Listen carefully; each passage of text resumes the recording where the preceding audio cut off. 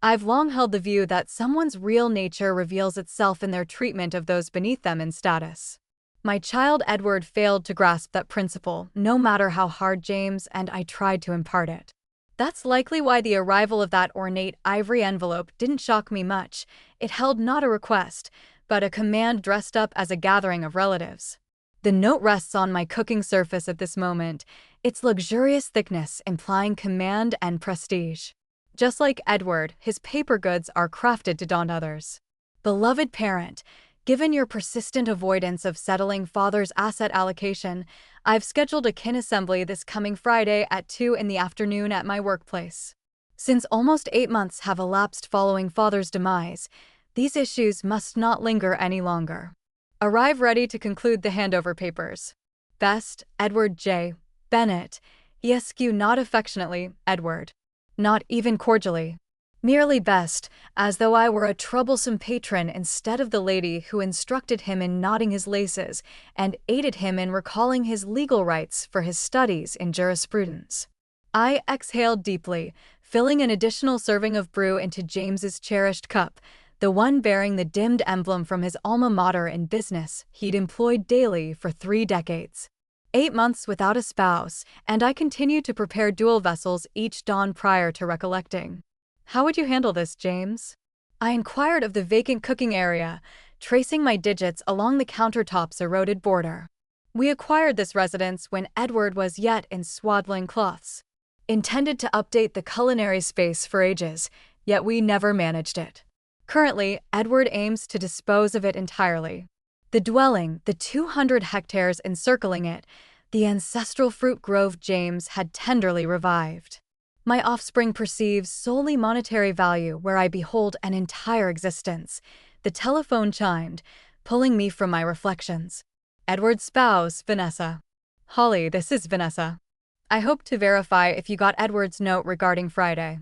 Vanessa was a compassionate lady ensnared in my offspring's realm of drive.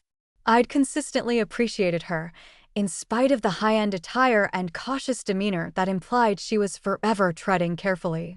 I did get it, I responded, maintaining an even pitch. Although I must note it resembled a mandate more than a welcome. She chuckled uneasily.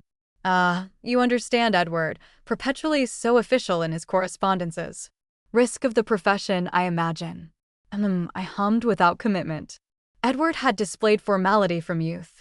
Exact, meticulous, constantly preoccupied with impressions.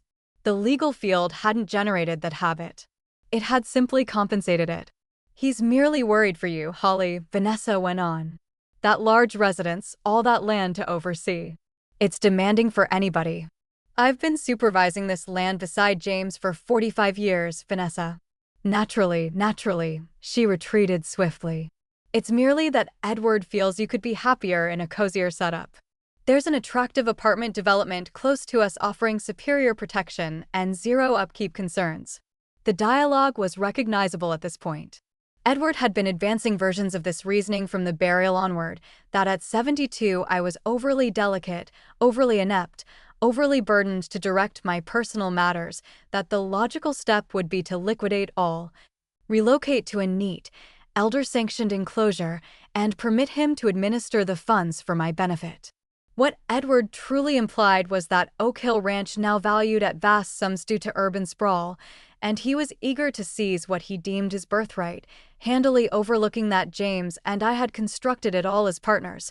That 50% had forever been mine directly. Are you attending on Friday? Vanessa inquired, her tone hesitant. Edward is rather resolute about settling affairs. I had zero uncertainty on that. My offspring had acquired my unyielding nature, yet zero of my forbearance. When Edward desired an item, he chased it with unwavering focus until he obtained it. Typically, that attribute had benefited him in his vocation. This occasion, though, he'd erred gravely. Yes, Vanessa, I'll attend.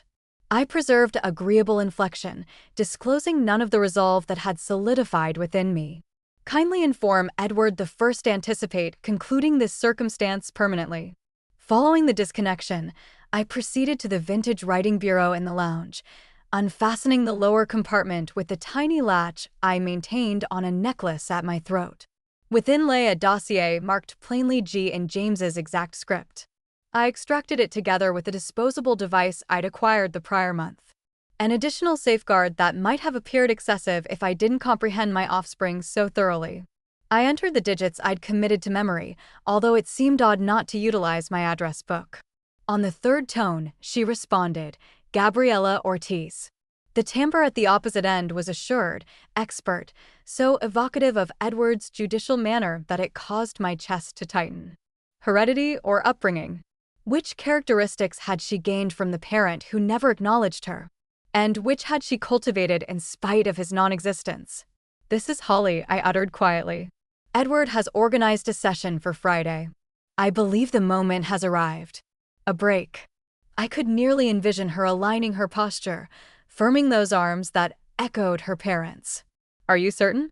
After we proceed, reversal is impossible. Reversal is impossible.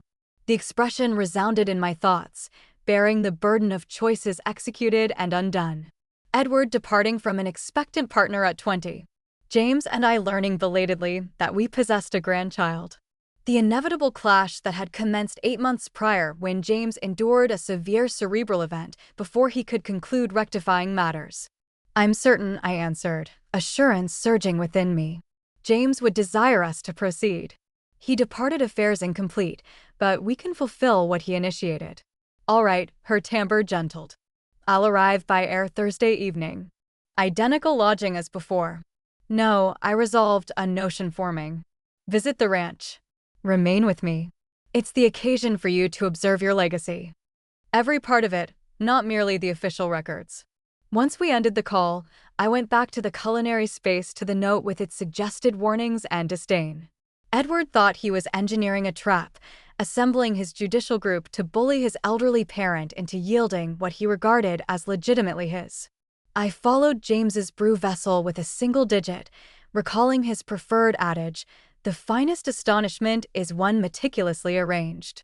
James had perpetually engaged in extended strategies in finance and existence, tolerant, tactical, perceiving multiple steps forward, while others concentrated on instant benefits. Our offspring had obtained his parents' tactical intellect, but not his insight. Edward had positioned his judicial game elements thoughtfully, but he'd neglected a vital detail. He'd acquired the contest from us. I lifted the device once more, entering another sequence seldom employed, but etched in recollection. Martin Crawford's workplace. A agreeable timbre replied. This is Holly Bennett. I require a discussion with Martin concerning a judicial issue we addressed last month. It's pressing. Certainly, Mrs. Bennett. He noted you could contact.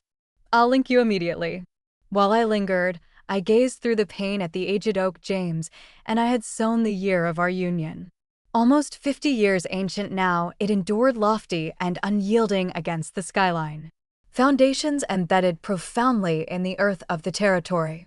Edward was so keen to transform to currency. By Friday, my offspring would uncover precisely what sort of material I consisted of, and unlike the artfully fashioned perception he'd created of his confused, defenseless parent, this disclosure would be one he never anticipated. The dawn following Edward's mandate reached me. I arose prior to sunrise. Rest had turned capricious since James perished, appearing fleetingly, then forsaking me to the hushed obscurity and recollections that appeared more distinct. At 3 a.m, I eased from the bedding, enveloping myself in James's aged woolen garment that still dangled on the chamber entrance. It had long forfeited his aroma, but the abraded cuffs and slack strands bore the mark of his actions, a specter of his existence I couldn't endure to dispose. Below, I brewed Java and transported it to James's library, a chamber Edward had been especially adamant about assisting me to empty. Undoubtedly, the initial print Hemingways and the vintage charts of Vermont had captured his assessing glance. I hadn't permitted it, naturally. Certain areas required safeguarding until one was prepared to disassemble them, an idea my productivity-oriented offspring couldn't comprehend. The library stayed precisely as James had abandoned it that ultimate dawn. Documents orderly piled, spectacles for reading collapsed atop the financial periodical, a partially composed memo regarding contacting the Grove supervisor about the red apple yield. The forsaken remnants of an existence halted midway through a phrase. I positioned myself in his hide seat and accessed the base compartment of his workstation, recovering a hide-covered diary I uncovered 2 months post the interment. Unlike the scrupulously arranged monetary logs James typically maintained, this diary held something vastly more precious. His personal reflections, especially those regarding our offspring. October 15th, Edward phoned today concerning the Westfield holding. Once more, proposed I vend while the exchange is favorable. When I prompted him that the occupant, Mrs. Abernathy, has resided there for 3 decades, and I've preserved the lease intentionally under exchange for her benefit, he labeled me monetarily careless. Maybe I am, but I evaluate riches differently now than I did at his years. Certain gains can't be computed on charts. I followed James's penmanship with my fingertip. He'd perpetually observed the expanding divide between his principles, and Edward's had attempted in his subdued manner to connect it. Overly understated, I informed him. Edward required straightforward exchange, not allegories and mild direction. But James trusted in permitting individuals to discover their personal route to sagacity. I turned ahead to the notation that had altered all. March 3rd, a youthful lady visited the workplace today. Gabriella Ortiz. The instant she entered, I recognized she possesses Edward's gaze, his manner of inclining his skull when shaping an idea. She presented proof, correspondences from her mother, Maria, images, even Edward's academic emblem he'd bestowed upon her. She seeks no funds, desires not to upset Edward's existence. Her mother lately departed, and she merely wished to recognize her parents' kin. I couldn't inform her that her parent has evolved into an individual who assesses people's value by their usefulness to him. Rather, I welcomed her to supper. Holly merits to recognize her grandchild. That supper had transformed all. Gabriella, composed, exceptional, injured, had recounted her tale over James's preferred baked fowl. How Maria had revealed to her about her parent when she was 18, displaying her the correspondences and images she'd retained. How Edward had at first appeared thrilled about the gestation, then alarmed about Jurisprudence Academy. About his prospective opportunities, how he'd proposed funds for a termination, and when Maria declined, he'd merely vanished from her existence. Mother nurtured me solo, Gabriella had clarified, her timbre factual rather than self-sympathetic. She was incredible. Completed nursing education while rearing me. Never uttered a disparaging remark about Edward. She merely stated he wasn't prepared to parent. And now, James had queried tenderly, why search us out after such duration? Gabriella's poise had faltered. Then mother passed 6 months prior, chest malignancy. Examining her belongings, I discovered all these. She displayed us the meticulously saved keepsakes, cinema admission remnants, compressed blooms, instant photos of a youthful, unburdened Edward, the one I scarcely identified his limb encircling a attractive raven-haired lass. I comprehended existences overly brief for unresolved affairs. I don't desire Edward's funds or even a bond if he rejects one. But I considered perhaps I should at minimum grant him the opportunity to acknowledge I live. That evening after Gabriella departed, James and I had conversed until sunrise. The astonishment of learning we possessed a grandchild, one who personified all the attributes we'd aspired to witness in Edward, had been overpowering. Her cleverness, her empathy, her durability facing desertion. James had sobbed for the periods forfeited, for the anniversaries and ceremonies overlooked. We must inform Edward, I demanded. Not immediately, James had opposed. Gabriella isn't prepared. She's yet mourning her mother. And Edward, you comprehend how he'll respond. He'll perceive her as a danger, a possible demand on his legacy. Allow me to acquaint myself with her initially. Establish some judicial setups. Then we'll locate the appropriate instant. The appropriate instant never materialized. 2 months afterward, James fell in his adored fruit grove, deceased prior to the emergency vehicle reached. The unresolved affairs with Gabriella became an additional inheritance I obtained beside the ranch and the devastating void of my spouse. I shut the diary and restored it to its compartment. Beyond, The initial amber glow of sunrise was emerging over the oriental pastures, lighting the vapor that lingered in the depressions. James had adored this vista, had frequently stated that observing the day commence over terrain his great-grandparent had labored anchored him in manners his finance vocation never could. My device vibrated. A message from Gabriella. Reserved the 2:30 aerial journey tomorrow. Ought to reach the ranch by 6. Do we require to arrange anything particular for Friday? I grinned at her. We in the period since James's demise, Gabriella and I had forged a link that occasionally caused me to forget how lately she'd joined my existence. We'd commenced with uncomfortable sympathy communications post the interment, advancing to regular visual conversations, then her initial trip to the ranch last month. She was so akin to James, considerate, perceptive, with an underlying firmness that showed itself when ideals were threatened. I messaged in return, simply bring your presence and that keen judicial intellect. I possess all else we require, including, I pondered with stern contentment, a couple of astonishments Edward wasn't anticipating. The remainder of the dawn transpired in functional arrangements. I contacted Martin Crawford, James's eldest companion and lawyer, verifying our approach for Friday. I recovered records from the vault behind James's shelves, the revised testament he'd been developing, the guardianship papers he'd assembled, the correspondences he'd composed to both Edward and Gabriella, but never dispatched. At midday, my entrance bell sounded, unanticipated, as the ranch seldom welcomed unsolicited guests. I unlatched it to discover Vanessa positioned clumsily on my veranda, a baking container in her grasp. "Vanessa," I uttered, truly astonished. "Enter," she wavered. "I can't remain extended. Edward is unaware I'm present." She extended the container ahead. "I prepared your preferred poultry casserole," I figured. With the assembly tomorrow, the act moved me. Vanessa had perpetually been positioned in the center, attempting to link the increasing gap between Edward and his guardians. "Thank you," I uttered, accepting the container. "Would you desire some infusion at minimum?" She glanced anxiously at her timepiece, but assented. In the culinary space, as I assembled the infusion, she roamed agitatedly, lifting framed snapshots, aligning objects that didn't require alignment. "Holly," she ultimately uttered, her timbre subdued. "I desired to alert you. Edward has engaged Jeffrey Winters for tomorrow's assembly." My abdomen constricted. Winters was an infamously forceful inheritance lawyer recognized for overpowering susceptible elders into disadvantageous setups. "I comprehend," I uttered, preserving my timbre even as I placed the infusion before her. Vanessa rotated her marital band restlessly. "Edward claims it's merely to guarantee all is managed expertly, but she encountered my gaze straight for maybe the initial occasion in our bond. I dislike how he's handling this. This is your residence, your existence." I enveloped her palm with mine. "Thank you for informing me, Vanessa, and for concern."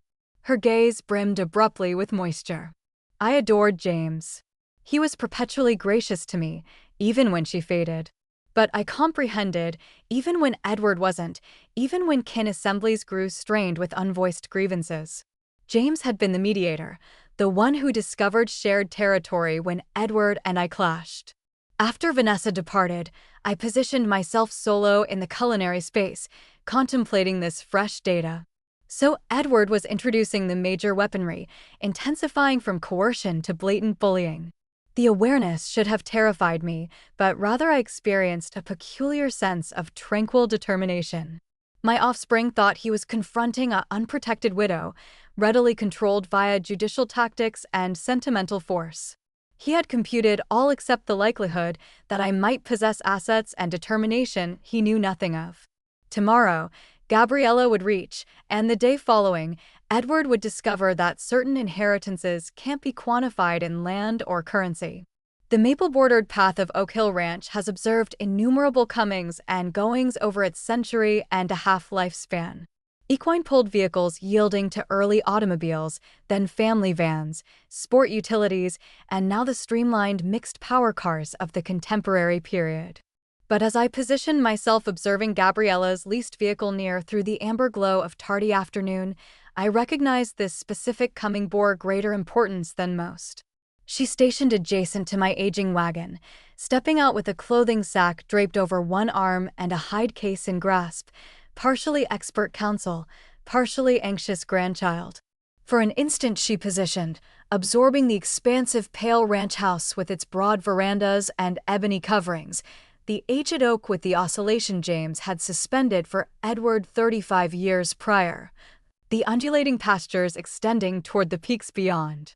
It's precisely like the snapshots, she uttered as I neared, but somehow more tangible. I embraced her, this youthful lady who had James's reflective gaze and Edward's resolute jaw. 8 months of telephonic exchanges and visual dialogues hadn't readied me for how intensely her existence impacted me.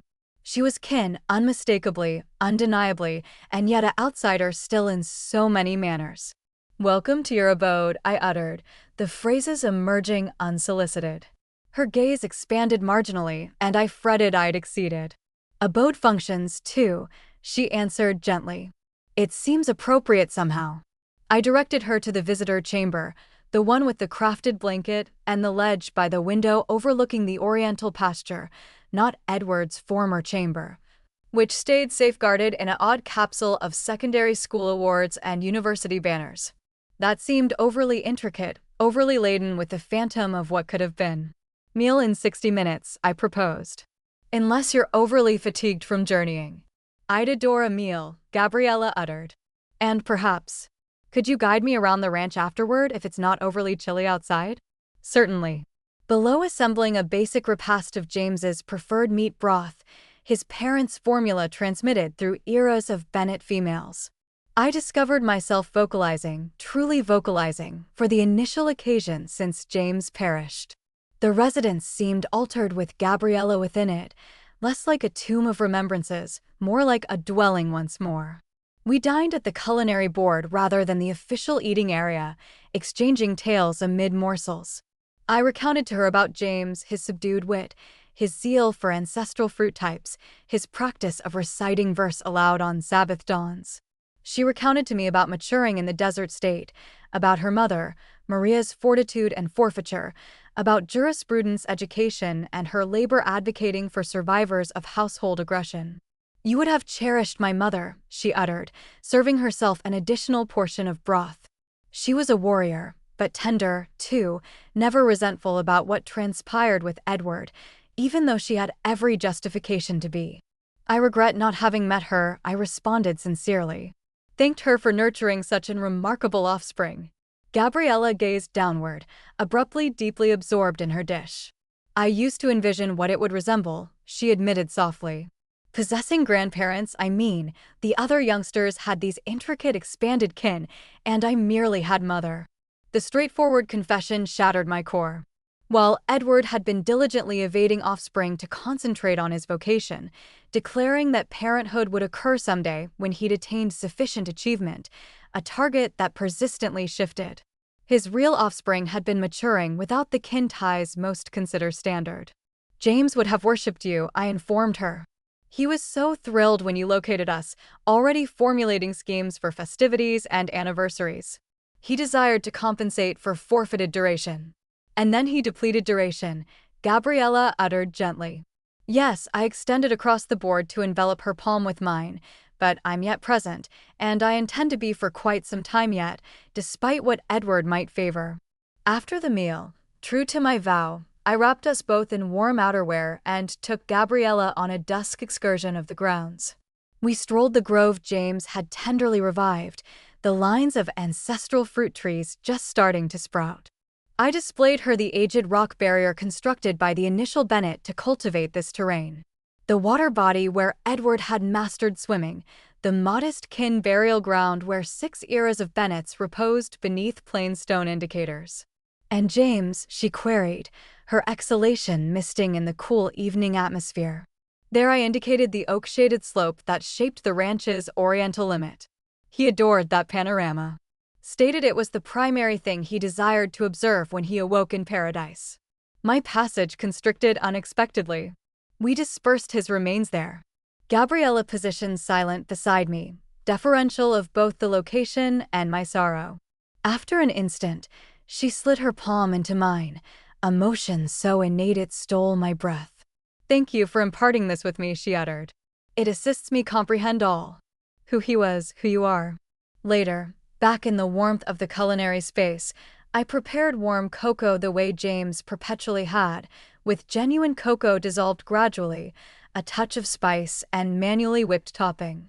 We positioned at the aged wood board, concluding our approach for tomorrow's clash.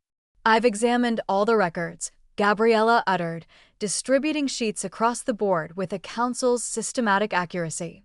"The guardianship James was creating is unassailable, even in its unfinished condition.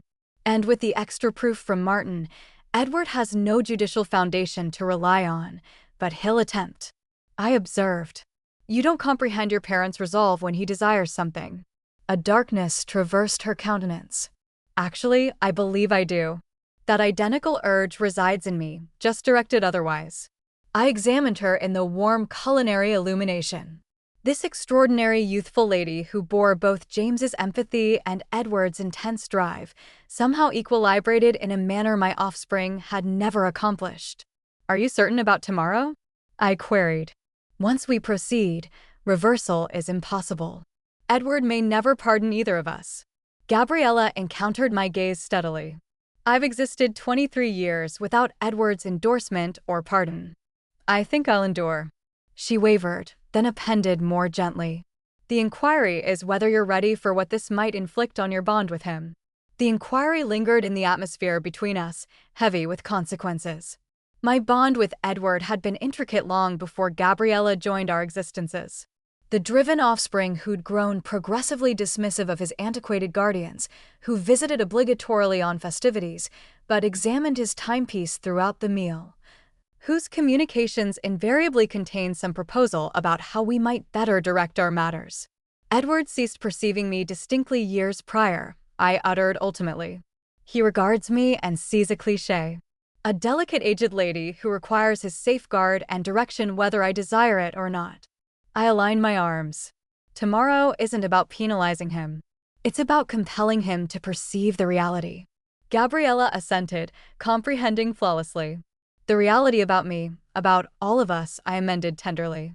"About the repercussions of his selections, about the fact that I'm still very much able to direct my own matters, about what kin truly signifies." We labored until nearly midnight, reviewing records, practicing possible situations, readying for Edward's probable counterpoints. Gabriella reasoned like a disputant, foreseeing actions and counteractions with a tactical intellect that reminded me so much of both James and Edward that it was occasionally bewildering. As we ultimately collected our sheets, Gabriella halted, a query clearly burdening her. "What is it?" I encouraged. "Do you think?" She wavered, then advanced. "Do you think he ever lamented it? Departing from mother, from me?" The bare fragility in her query wounded me. Beneath the assured counsel was still an offspring pondering why she hadn't been desired.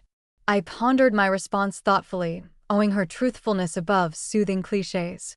"I don't know if he lamented it because I don't think he ever truly confronted it," I uttered ultimately.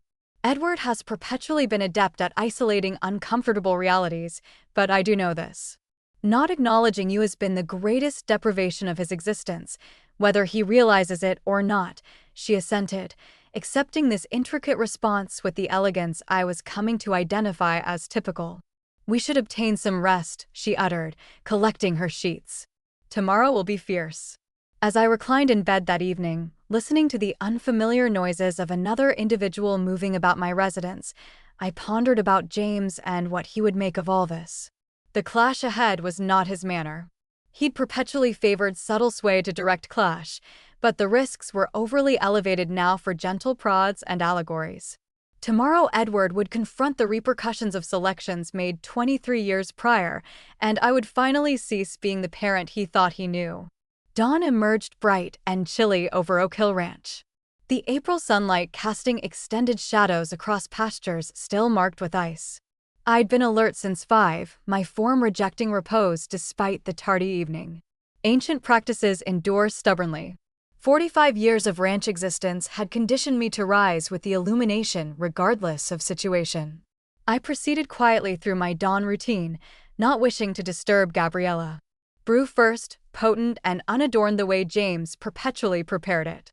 Then the minor ceremonies that grounded my days, verifying the climate prediction, surveying the ranch's oriental pastures for wildlife, observing the resident group of red birds at the provider James had placed exactly so we could view it from the culinary pane. Good dawn. I turned to discover Gabriella in the entrance, already attired in slate trousers and a sharp pale top, her dark locks drawn back in a tidy tail. Despite the expert clothing, she appeared youthful and somewhat fragile in the early illumination. "You're alert early," I noted, pouring her brew into the azure ceramic vessel I'd placed out optimistically. "Couldn't repose," she confessed, accepting the brew appreciatively. "Too many ideas circulating." She indicated toward the pane. "Besides, I didn't wish to overlook this. The daybreak here is magnificent." "James never wearied of it," I uttered, a familiar pain compressing my core, even after 45 years. Some dawns he'd merely position here for 20 minutes, observing the illumination alter over the pastures. Gabriella joined me at the pane, both of us quiet for an instant, observing the oriental sky transform from rose to amber. "Are you anxious?" she queried ultimately. "About today?" I pondered the query earnestly. Was I anxious about confronting my offspring? About disclosing the secret we'd maintained for months? About potentially shattering our already tense bond beyond repair? "Not anxious precisely," I uttered, sorrowful perhaps that it's reached this. She assented, comprehension in her gaze. "We could still abandon it. Discover another method." "There is no other method," I responded more resolutely than I planned. "Edward has made his aims perfectly evident. He won't halt until he has command of everything James constructed, everything we constructed together." "And you're certain this is what James would desire? This clash?" The query caused me to hesitate. James had perpetually been the conciliator in our kin, the diplomatic balance to my more straightforward method. Would he endorse what we were scheming? I crossed to the culinary bureau and recovered the correspondence I'd located among James's papers after his demise, the one directed to Edward, but never transmitted. I extended it to Gabriella. "Peruse it," I proposed. "Then you inform me." She accepted the correspondence cautiously, unfolding the substantial paper covered in James's exact penmanship. As she perused, her countenance shifted from interest to a profound, grave comprehension. "Edward, if you're perusing this, it means I ultimately located the bravery to have the dialogue we should have had years prior about selections and repercussions, and what it means to be a Bennett. The ranch you've perpetually viewed as an asset to be liquidated has been in our kin for 6 eras. Not because each era lacked the creativity to vend, but because each comprehended that some items have worth beyond their exchange cost. Your great-grandparent could have vended to builders in the 1950s and retired affluent. He selected to safeguard something enduring instead. I've observed you mature into an individual who measures achievement by obtainment rather than donation. That's partially my shortcoming as a parent. I provided you every benefit, eliminated every barrier, never allowing you to encounter the shaping force of surmounting hardship. Your mother alerted me we were making matters overly simple for you. As usual, she was correct. There's something you need to acknowledge. Someone rather. 3 months prior, I met your offspring." The correspondence continued for another sheet. James clarifying how Gabriella had located them, his initial astonishment, his developing bond with their grandchild, and ultimately his disappointment in the selections Edward had made as a youthful individual. "She is everything we ever aspired you would become. Exceptional, empathetic, ethical. She desires nothing from us, which makes me all the more resolute that she should possess everything she merits. Not just material legacy, but linked to her ancestry, her kin chronicle, the inheritance that is rightfully hers. I've perpetually cherished you, offspring, even when I've struggled to comprehend the individual you've become. I hope you can discover your path back to the principles your mother and I tried to instill. I hope you can locate the bravery to acknowledge your offspring and allow her to acknowledge you. Whatever you resolve, acknowledge this. Oak Hill Ranch will never be vended while your mother exists. After that, its future resides with those who comprehend its true worth, not as property, but as a living proof to what the Bennett kin has perpetually represented." With optimism and affection still, Dad, when Gabriella completed perusing, she thoughtfully refolded the correspondence and returned it to me, her gaze luminous with unwept moisture. "I think," she uttered gently, "that this resolves my query." I restored the correspondence to its casing, my determination fortified. James hadn't survived to have the dialogue he'd planned with Edward, but he'd made his desires evident. Today, we would accomplish them.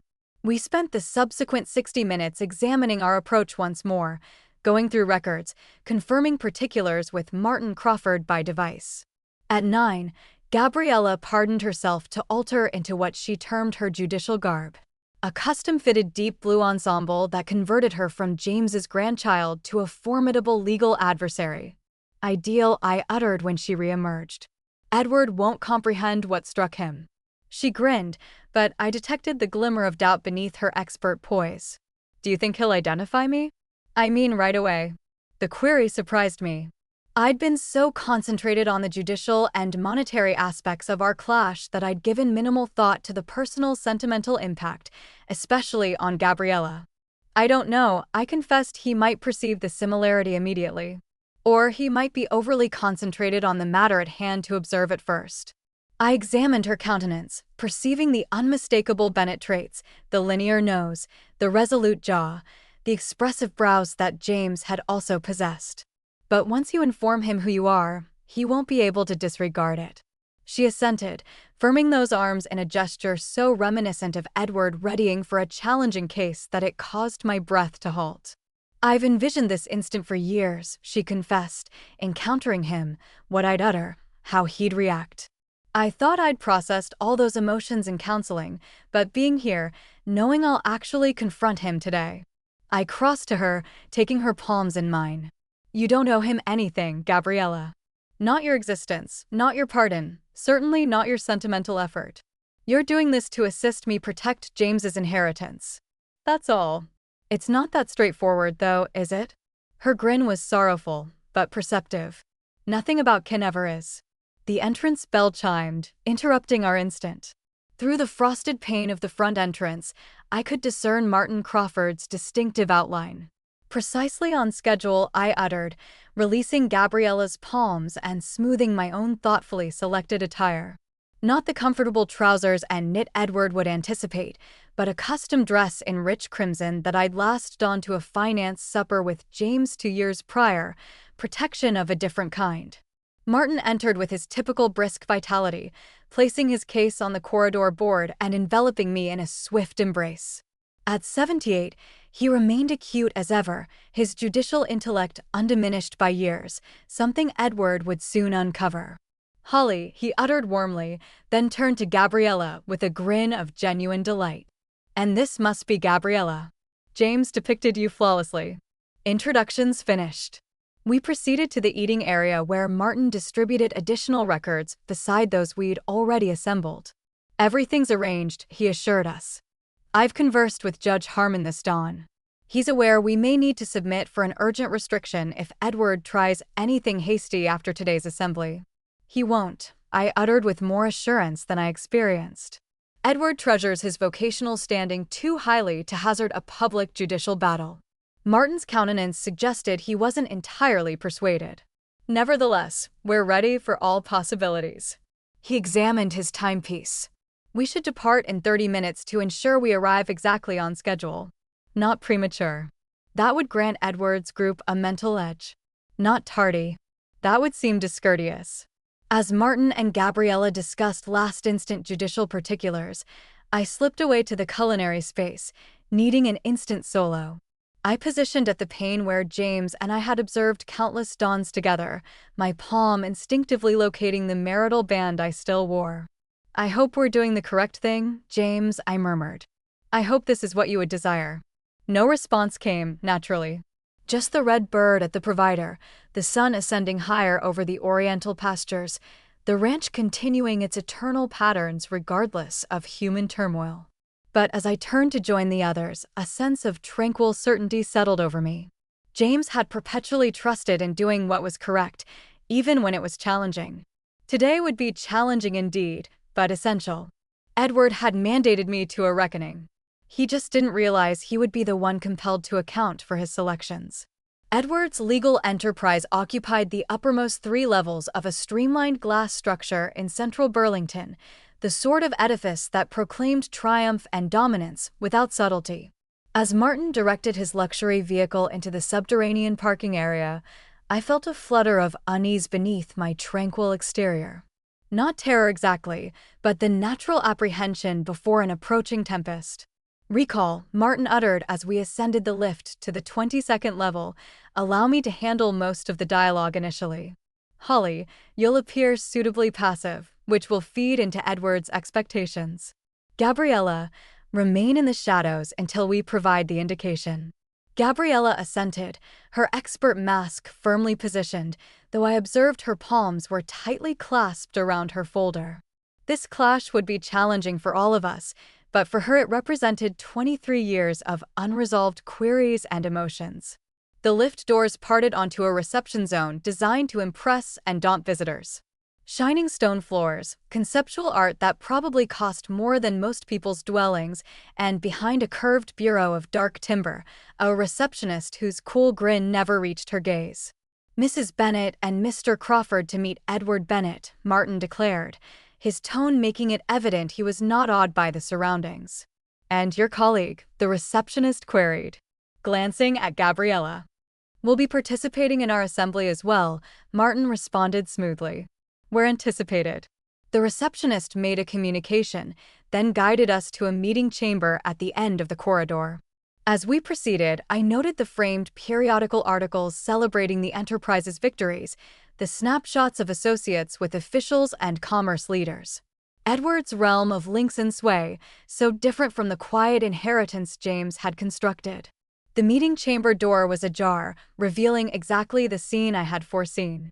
Edward positioned at the head of a lengthy board, impeccable in a dark gray ensemble that probably cost more than a month of my retirement funds. Beside him sat 3 other counsels, Geoffrey Winters, whom Vanessa had alerted me about, and 2 younger aides with identical expressions of vocational detachment. "Mother," Edward uttered, advancing to kiss my cheek superficially. Precisely on schedule, his gaze shifted to Martin, his countenance cooling noticeably. "Martin, I didn't realize you'd be participating today. This is a kin affair. Your mother requested me to attend as her legal agent." Martin responded agreeably. "I'm certain you comprehend the importance of proper advice in affairs involving substantial resources."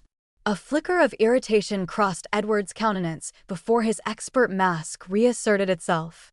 Naturally, his attention turned to Gabriella, positioned slightly behind us. "And you are my colleague," Martin uttered before she could respond. "Shall we commence? I understand you have an occupied agenda." Edward wavered, clearly displeased about the unanticipated additions, but too aware of appearances to object further. "Naturally, please position yourselves." I took the seat directly opposite Edward with Martin beside me. Gabriella positioned herself at the distant end of the board, opening her portable computer as if merely there to record notes. The arrangement was deliberate. Edward would concentrate on Martin and me, viewing Gabriella as an insignificant aide. "Mother," Edward began once everyone was settled. "I've requested you here today because I'm concerned about the postponement in resolving Dad's inheritance affairs. It's been 8 months and we haven't advanced any on the necessary handovers and property arrangements." "That's because there's nothing to settle, Edward," I responded calmly. "As you know, your father and I held everything jointly. There is no inheritance to allocate." Edward's grin was tolerant, patronizing. "Yes, technically the resources transferred to you automatically, but we've discussed the practical factors. The ranch is too much for you to oversee alone. The investment collection requires active supervision, and frankly, at your years, you should be enjoying retirement, not burdened with these duties." "I don't find them burdensome," I uttered simply. Edward exchanged glances with Geoffrey Winters, who smoothly assumed control, sliding a dossier toward me. "Mrs. Bennet, we've assembled a thorough plan that addresses all these concerns while ensuring your complete monetary security," Winters clarified, his timbre practiced and reassuring. "The ranch would be liquidated. We already have interested purchasers willing to pay well above exchange value." The proceeds combined with the existing collection would be placed in a managed guardianship with your offspring as overseer. Another dossier appeared. We've identified an excellent elder living community just 15 minutes from Edward's residence. 2-chamber units, full facilities, medical personnel on location. You'd have all the comfort and security you need with none of the worries of property upkeep. The term elder felt like a deliberate tool designed to remind everyone present of my years, my presumed delicacy and incompetence. I glanced at Martin, who gave a nearly imperceptible assent. Time to begin our counterattack. And if I don't wish to liquidate the ranch, I queried mildly. Edward leaned forward, his countenance a carefully calibrated blend of worry and firmness. Mother, be sensible. You can't maintain 200 hectares in a 19th century residence alone. The responsibility issues alone are substantial. What if you tumbled and couldn't reach assistance? I'm quite capable of using the mobile device you insisted I carry, I pointed out. This isn't about a device, Edward uttered, a sharpness creeping into his timbre. It's about confronting reality. Dad always handled everything. The finances, the property decisions, the overall planning. You managed the household. That functioned for your era, but now you need to adjust. The condescension in his tone made my backbone stiffen, but I maintained my calm exterior. James and I made decisions together, Edward. I may not have been the public face of our financial matters, but I was always a full partner in them. Jeffrey Winters intervened smoothly. Mrs. Bennet, no one is questioning your capability. We're simply suggesting a practical setup that relieves you of unnecessary burdens while preserving your financial security. Martin cleared his passage. Perhaps we should be more specific about this setup, the records you've prepared. May I? He reached for the dossiers, scanning their contents with practiced efficiency. Yes. A revocable guardianship with Edward as sole overseer, with full discretionary powers over all resources. Essentially, Mrs. Bennet would be surrendering control of everything she and James built together, with only Edward's goodwill ensuring her continued comfort. Edward's joy tightened. That's a deliberately misleading characterization, Martin. Is it? Martin raised an eyebrow, his manner deceptively mild. Page 4, paragraph 3 explicitly grants the overseer you absolute discretion without limitation regarding investment decisions, property disposition, and distribution of funds. He looked up, meeting Edward's gaze directly. In plain terms, your mother would be completely dependent on your judgment and goodwill. She's my mother. Edward snapped. Obviously, I would act in her best interest. The way you acted in Gabriella's best interest. The words escaped my mouth before I could reconsider, lingering in the suddenly silent chamber like a thunderbolt. Edward's countenance froze, his complexion paling visibly. Who is Gabriella? Instead of responding, I looked toward the end of the board. Gabriella closed her portable computer and stood, moving to position beside me. Up close, the similarity to Edward was unmistakable. The same resolute jawline, the same penetrating gaze, nature asserting itself across decades of separation. Hello, Edward, she uttered, her timbre steady, despite the emotion I knew she must be experiencing. I believe the last time you saw me, I was approximately the size of a lima bean. Edward stared at her, comprehension dawning in his gaze alongside something like panic. This is absurd. Mother, what kind of ploy are you executing? No ploy, Edward, I uttered quietly. Gabriella is your offspring. Maria Ortiz's child, the one you departed from 23 years prior. The younger aides exchanged uncomfortable glances while Jeffrey Winters maintained his expert poise, though his gaze darted calculatingly between Edward and Gabriella.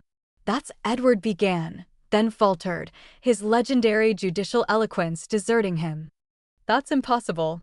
I haven't seen Maria since university, which aligns perfectly with my years, Gabriella noted. I'm 23, born January 12th, 9 months after your graduation weekend. Mother kept the instant photos, the correspondences, even your academic emblem. She placed a small fabric container on the board between them. She gave it to me when I turned 18 and told me who my parent was. Edward stared at the container as if it might attack him. Why no? He demanded, his timbre. After all this duration, is it funds? Because if that's what this is about, it's not about funds, Gabriella interrupted, her calm finally cracking to reveal a flash of anger. It has never been about funds. My mother raised me without a cent from you, and I supported myself through university and jurisprudence academy without your assistance. I'm here because Grandpa James and Grandma Holly deserve to know their grandchild, because they, unlike you, actually desired me in their existences. The meeting chamber went absolutely still, as if all the oxygen had been suddenly removed. Edward stared at Gabriella, his countenance a mask of conflicting emotions, astonishment, disbelief, calculation, and something deeper that might have been shame or fear. James knew about this, he ultimately queried, his timbre unnaturally controlled. Gabriella located us 6 months before your father perished, I clarified, meeting my offspring's gaze steadily. Maria had lately departed from chest malignancy, and Gabriella desired to know her parents' kin. She wasn't requesting anything. Funds, judicial recognition, nothing, just to know where she originated. Edward's gaze narrowed, and neither of you thought to notify me. Gabriella wasn't prepared, I uttered. She needed duration to process meeting us, to build trust. James respected that he was planning to converse with you, to help facilitate a bond if you were willing. Then he had his cerebral event. Geoffrey Winters leaned in, murmuring urgently to Edward, no doubt advising caution and restraint. The other counsels looked profoundly uncomfortable, suddenly unwilling participants in an intensely personal kin drama. Edward regained his poise with visible effort. Council's instincts reasserting themselves. This is all very unanticipated, but it doesn't alter the purpose of today's assembly. We're here to discuss the arrangement of my father's inheritance. Actually, it alters everything, Martin uttered mildly, sliding another dossier onto the board. James may not have finalized his new inheritance plan before his demise, but he did execute several legally binding records. This guardianship agreement, for instance, establishing the Bennett kin heritage guardianship. Edward snatched the record, scanning it with the rapid comprehension of a seasoned counsel. His countenance darkened as he perused. This isn't possible, he uttered flatly. Dad would never have done this without discussing it with me. He tried to discuss many things with you over the years. I pointed out your increasing focus on obtainment over preservation, your dismissal of the ranch's historical significance, your insistence that everything be measured by its exchange value rather than its meaning. Don't analyze me psychologically, Mother, Edward snapped, his careful facade cracking. This supposed guardianship, even if it's legitimate, isn't properly funded. The transfer records were never executed. Martin smiled slightly. That's where you're mistaken. The Grove sections, the preservation restrictions, and the majority of the investment collection were transferred 2 weeks before James's demise. The guardianship is not only valid, but substantially funded. Gabriella spoke then, her legal training evident in her precise language. The guardianship establishes a clear succession plan for Oak Hill Ranch. Holly retains lifetime rights to reside there and make all operational decisions. Upon her demise, the property transfers to the guardianship with the requirement that it remain intact as a working ranch and historical property for a minimum of 50 years. Edward's jaw clenched as he continued perusing, his knuckles pale against the paper. And you, he uttered to Gabriella, accusation in his tone, are named as a co-overseer alongside Mother. Yes, she acknowledged simply. A complete outsider, someone who appears from nowhere claiming to be kin, is suddenly co-overseer of resources worth millions. Edward turned to me, anger replacing astonishment. Can't you perceive you're being manipulated? This lady shows up with a convenient tale and some old snapshots, and suddenly she's positioned to inherit everything. Gabriella doesn't need your funds, Edward, I uttered, keeping my timbre level despite the insult to both of us. She's a successful counsel with her own practice. She didn't request any of this. James insisted on including her. Of course he did, Edward uttered bitterly. Dad always had a soft spot for wanderers and hopeless causes. The cruelty of the remark lingered in the atmosphere. Gabriella's countenance didn't alter, but I saw the slight aligning of her arms, the lift of her jaw, the same indicators Edward had when injured, but determined not to display it. You're correct about one thing, she uttered quietly. Your father had enormous compassion. When I met him, he wept. Actually wept. Over the years he'd overlooked with me. Not from guilt, but from genuine sorrow for the bond he could have had with his grandchild. Edward looked away, unable to meet her gaze. James desired to give you duration to process everything, I continued, softening my tone. He knew it would be an astonishment, but he also believed you deserved the chance to acknowledge your offspring, to be part of her existence if you chose to be. How considerate of him, Edward murmured. But the sarcasm sounded forced. Geoffrey Winters cleared his passage, clearly attempting to steer the dialogue back to safer judicial ground. The validity of this guardianship will need to be thoroughly examined. If Mr. Bennet was under undue influence, Martin interrupted him firmly. I advised James on this guardianship. I witnessed his signature along with 2 other counsels from my enterprise. He was of completely sound mind and fully understood the implications of his decisions. We'll perceive about that, Edward retorted. But the threat sounded empty, even to my ears. I reached into my bag and withdrew the sealed casing. I'd brought James's correspondence to Edward. Your father composed this for you, I uttered, placing it before him. He never had the chance to give it to you himself. Edward stared at the casing, his father's distinctive penmanship clearly visible on the front.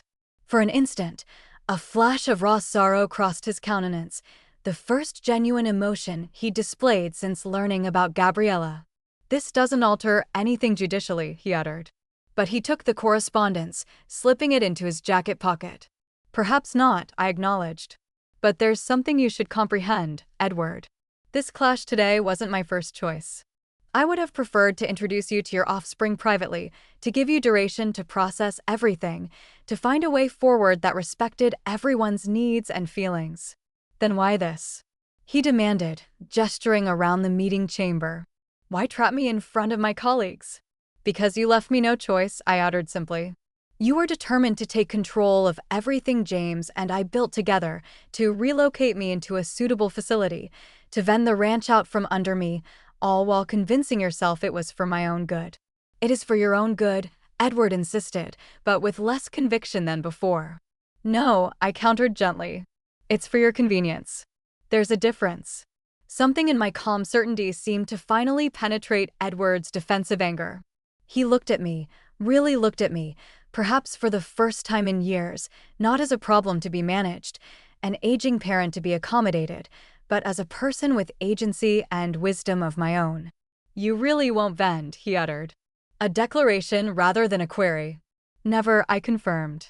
Not while I exist. That ranch is my abode, Edward. It's where I raised you, where I cherished your father, where I intend to spend my remaining years. It's not just property. It's the physical embodiment of our kin's history. A heavy silence fell over the chamber. The younger aides looked as if they would rather be anywhere else. Geoffrey Winters was making notes, no doubt already calculating new judicial strategies. But Edward sat motionless, his gaze moving between me and Gabriella, perceiving the unmistakable kin similarity, the truth he could no longer deny. I need duration to process this, he ultimately uttered, his timbre uncharacteristically subdued. Of course, I agreed. That's all any of us requested for. Duration to comprehend, to adjust, to find a path forward that respects everyone's needs. And if I desire genetic testing, he challenged. A last attempt at control. Gabriella met his gaze unflinchingly. I've already submitted samples to 3 separate testing facilities. The results are in that portfolio. She indicated toward the folder Martin had placed before Edward. But you don't need science to tell you what your eyes already confirm. Edward looked at her. Really looked at her, perhaps for the first time. I saw the instant of recognition cross his countenance. The undeniable acknowledgement of his own features reflected back at him. We'll postpone for today, he uttered ultimately. The council taking refuge in procedural formalities. My group will need to review all these records thoroughly. Naturally, Martin agreed agreeably. We're available to answer any queries that arise. As the assembly dispersed, Edward remained positioned, staring at the records before him. I wavered, then touched his arm lightly. Read your father's correspondence, I uttered softly. He cherished you, Edward. He just desired you to remember what truly matters. He didn't respond. Didn't look up as Gabriella, Martin, and I gathered our things and prepared to depart. But as we reached the entrance, his timbre stopped us. Gabriella. She turned, her countenance carefully neutral. Did she? Did Maria ever tell you about me before she perished? Something softened in Gabriella's countenance. She said you were exceptional, driven, that you could convince anyone of anything when you set your mind to it. A pause. She also said she never lamented having me, even if it meant losing you. Edward assented once, his passage working. Thank you for telling me that. It wasn't much, barely a commencement. But as we departed the imposing glass structure and stepped into the spring sunlight, I felt a cautious hope stirring. The clash had gone as planned. The judicial groundwork laid to protect James's inheritance and my future. But more importantly, perhaps, a portal had been opened that had remained closed for 23 years. Whether Edward would proceed through it remained to be perceived. The journey back to Oak Hill Ranch passed in thoughtful silence, each of us processing the clash in our own way. Martin dropped us off with a promise to contact the next day, leaving Gabriella and me alone with the afternoon extending before us. Infusion? I proposed as we entered the culinary space, the familiar ceremony a comfort after the sentimental intensity of the dawn. That would be pleasant, Gabriella agreed, removing her ensemble jacket and draping it over a culinary seat. A small unconscious gesture of relaxation that warmed my core. She was becoming comfortable here in this residence with me. As I filled the pot, Gabriella leaned against the surface, a distant look in her gaze. He's exactly how Mother described him, she uttered softly. Commanding, eloquent, completely certain of his own correctness. Edward has perpetually been formidable, I acknowledged, setting out James's favorite infusion vessel, the azure pattern that had been our first union anniversary gift to each other. Even as a youngster, he approached existence as if it were a debate to be won rather than an experience to be shared. Did you perceive his countenance when he realized who I was? Gabriella queried, a hint of fragility breaking through her composed exterior. He looked horrified. I measured infusion leaves carefully, buying duration to frame my response. Shocked. Certainly, Edward has spent 23 years building an existence that doesn't include an offspring. Your existence challenges the narrative he's constructed about himself. The successful counsel with the perfect existence, she uttered with a hint of bitterness. No messy mistakes or abandoned duties. The pot whistled, and I poured steaming liquid over the leaves, watching them expand in the porcelain container. People build elaborate defenses to protect themselves from truths they don't wish to confront, I uttered gently. Edward has perpetually been exceptionally skilled at that particular form of self-deception. We transported our infusion to the sun chamber at the rear of the residence, settling into the woven seats that overlooked the garden James had tended with such care. Spring growths were pushing up through the soil, yellow blooms, colored flowers, the early scented ones already in fragrant display. Do you think he'll peruse James's correspondence? Gabriella queried, cradling her infusion cup. Eventually, I uttered, Edward has never been able to resist information, even when he fears what it might contain. And then the query lingered between us, so simple, yet encompassing all the uncertainty of the path ahead. And then what? Would Edward contest the guardianship, challenge Gabriella's identity, continue his campaign to control James's inheritance? Or would something in him ultimately bend toward reconciliation? I don't know. I confessed.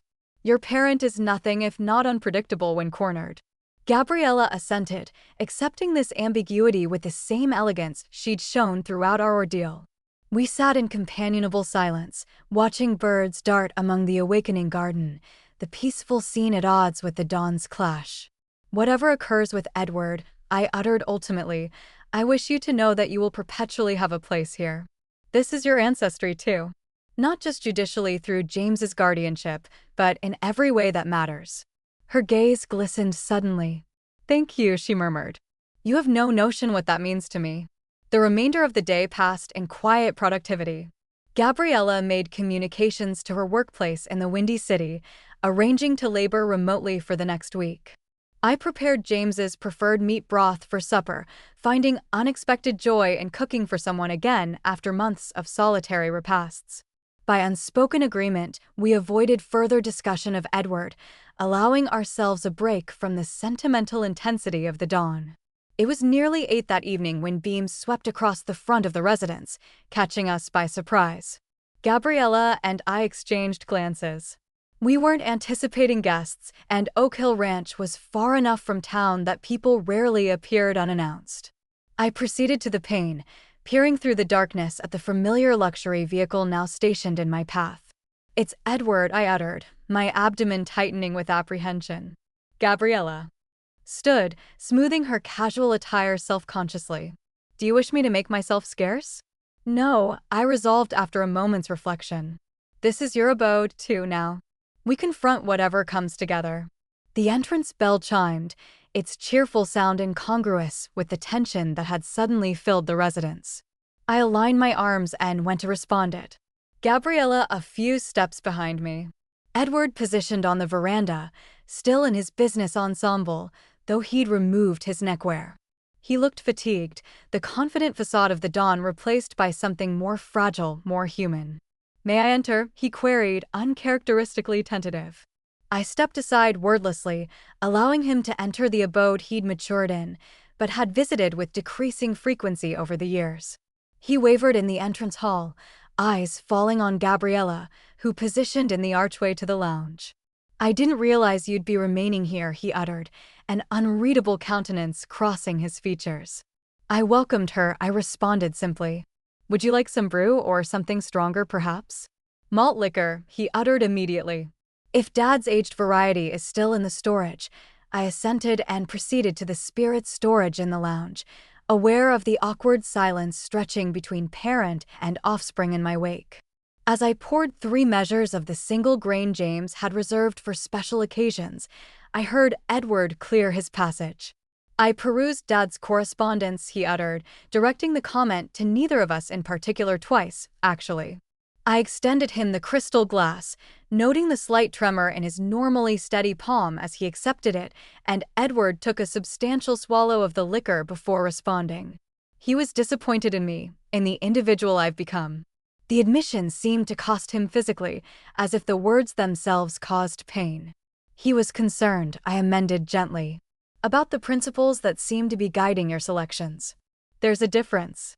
Edward proceeded to the hearth, staring at the kin snapshots arranged on the ledge. Decades of Bennetts captured in silver frames.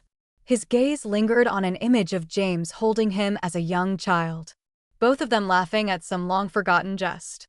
"I've been pondering about something all afternoon," he uttered, his back still to us. When Gabriella uttered that Maria never lamented having her, even if it meant losing me, he turned, meeting Gabriella's gaze directly. I convinced myself I was doing the correct thing, that I was too youthful, too focused on my future to be a parent. "That Maria and you would be better off without me." Gabriella uttered nothing, her countenance guarded but attentive. "But the truth is," Edward continued, his timbre dropping, "I was terrified of failing, of not measuring up, of having to choose between my drives and my duties." He took another swallow of liquor, "So I chose drive, and I've been justifying that choice ever since." The naked honesty in his admission lingered in the atmosphere between us. This wasn't the Edward the first knew, the assured counsel, the individual always certain of his position. This was someone more raw, more real. "Why are you here, Edward?" I queried ultimately. He set down his glass, firming his arms in a gesture so like his parent that it made my core ache. "2 reasons. First, to inform you that I've instructed Jeffrey to withdraw any challenges to Dad's guardianship. The ranch is yours for as long as you desire it, Mother. I won't contest you on that anymore." Relief washed through me, though I was careful not to let it show too plainly.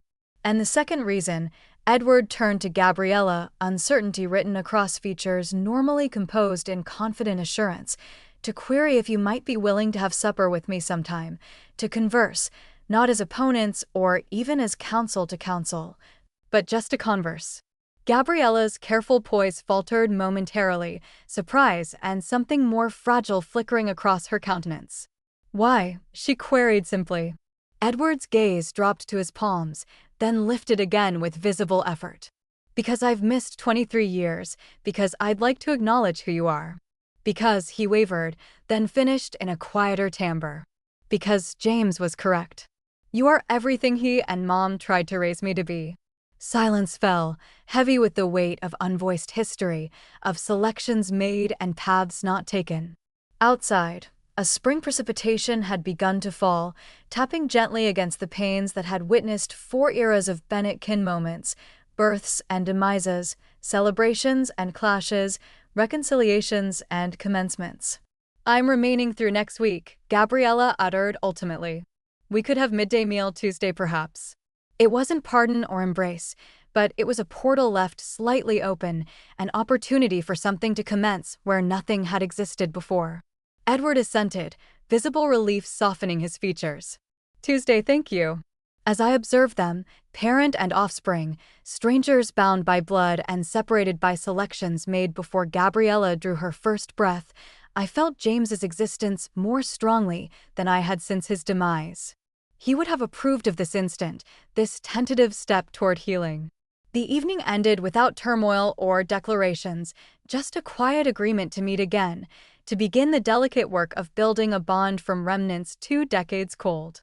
Edward departed as he had arrived, solo, uncertain, but perhaps carrying something he hadn't possessed when he'd entered. Hope after he'd gone, Gabriella and I sat in the culinary space, sharing the last of the evening's infusion. Are you all right?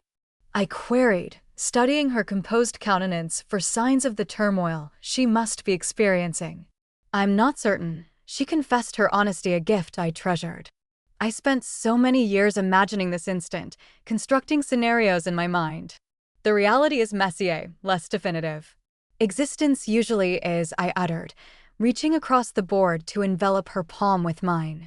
The tales we tell ourselves rarely match the complex truth of human bonds. Do you think he means it? She queried, the query revealing the little girl who had matured without a parent, who had learned to protect herself from the pain of that absence, about desiring to acknowledge me. I pondered the query carefully, owing her honesty rather than comfortable cliches. I think Edward is genuinely shaken by meeting you, by James's correspondence, by the realization that his carefully constructed existence narrative has significant gaps.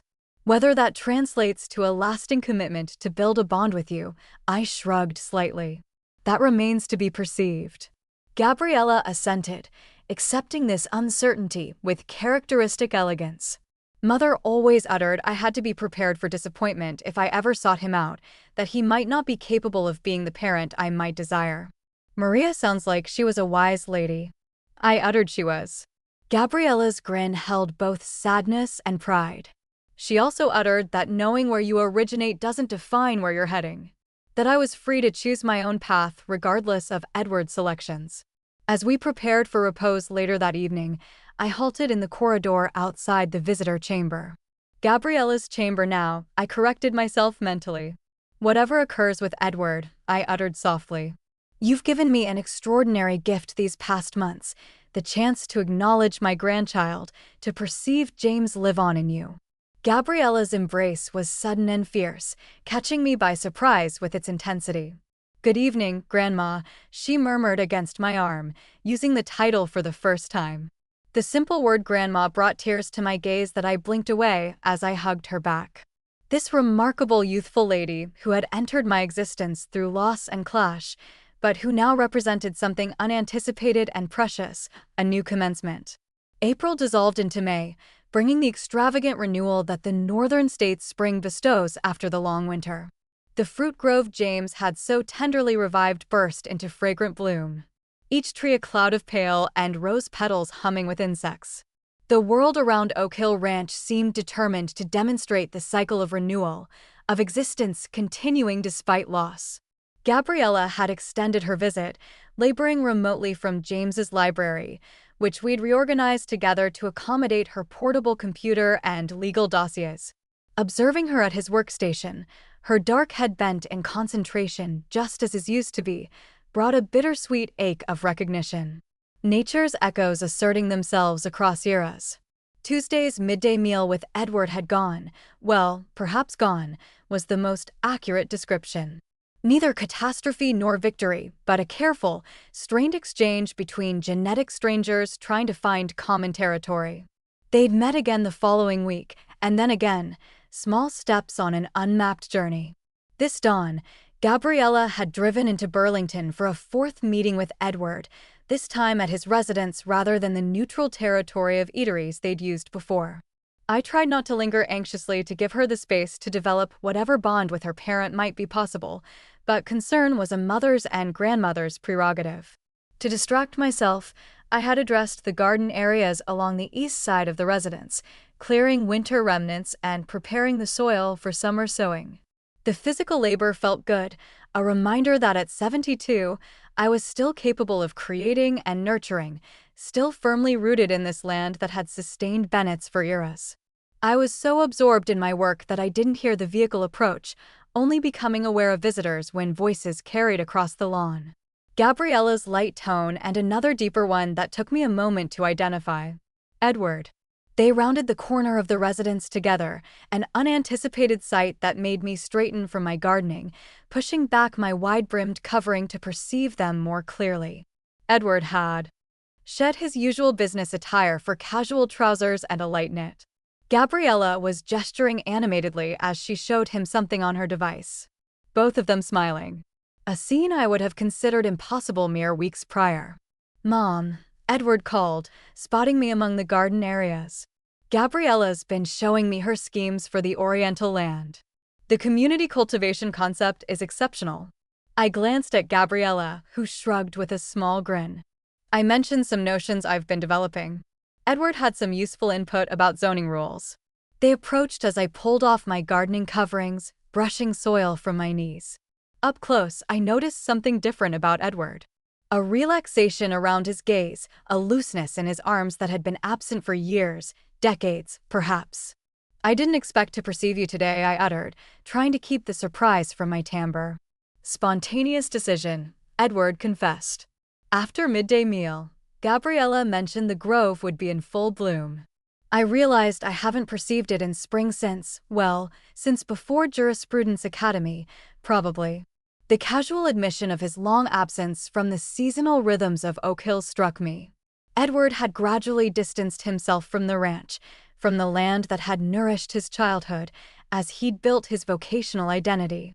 Each visit abode had grown shorter, more superficial, until they became obligatory holiday appearances rather than genuine returns. "The grove is spectacular right now," I agreed. "Your father would have been out there every dawn, checking each tree like an expectant parent."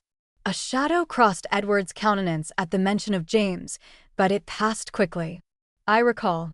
He used to say you could tell which types would have the best yield by how they flowered. "The northern spy trees are particularly magnificent this year," I uttered, surprised and touched that he remembered this detail from his youth. "Would you like to perceive them?" Edward assented, and together the three of us walked the familiar path toward the grove. I observed them discreetly, parent and offspring, so alike in their measured strides and straight posture, yet still cautious around each other, maintaining a careful physical distance despite their apparent comfort in conversation. The grove spread before us in ordered rows. Each tree James had selected and tended, now a testament to his vision and patience. Some types were over a century old, ancestral stock he'd located through agricultural institutions and specialist growers, determined to preserve genetic variety that commercial cultivation had abandoned for more profitable uniform crops. "It's even more beautiful than I recalled," Edward confessed, stopping to examine a particularly vibrant red apple tree, its blooms vibrating with industrious insects. "The Oriental section is new," I clarified, pointing toward younger trees, still establishing themselves. "Your father planted those 5 years prior. They won't reach full production for another few seasons." "Always engaging in extended strategies," Edward murmured. "Planting trees whose best yields he might never perceive."